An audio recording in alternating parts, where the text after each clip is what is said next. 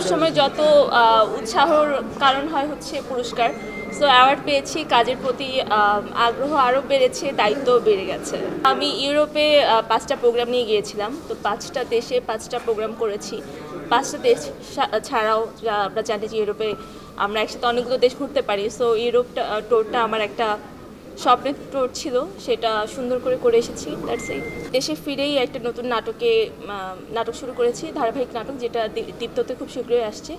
নাটকের নাম হচ্ছে রূপনগর।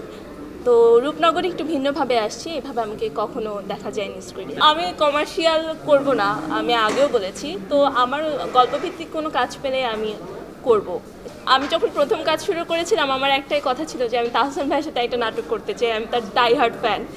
সো এখন মনে হয় যে আমার গল্প যেটা পাবো, গল্পের সাথে যে যাবে তার সাথেই আমি কাজ করব। সাকিব ভাই ছাড়া তার কেউ নাই। অবশ্যই সাকিব ভাইয়ের সাথে যদি কাজের সুযোগ মিলে সেটা হবে। আমার কাকে ভালো লাগে, আমার রাজ ভাইকেও ভালো লাগে। আচ্ছা, শরীফুল রাজ ভাইকে। আচ্ছা, আমরা বাঙালি, তো আমরা সময়ের সাথে গা ভাসাই। তো সাকিব ভাইয়ের এখন সময়টা খুবই ভালো যাচ্ছে।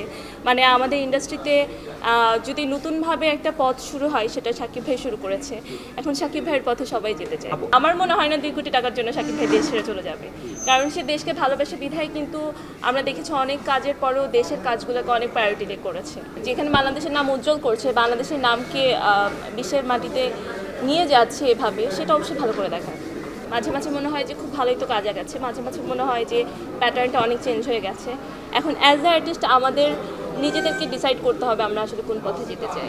অনেকেই তো মোশাররফ করিমের সাথে অভিনয় করতে গেলে নার্ভাস ফিল হয়। শুটিং স্পটে গেলে আমি দেখেছি যে অনেক নায়িকারা কিন্তু নার্ভাস ফিলে আলাদাভাবে বসে থাকে।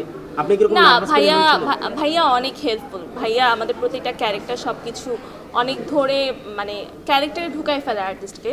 সো ভাইয়ার সাথে নার্ভাস হওয়ার কিছু নাই। প্রথম হতো, এখন হয় না।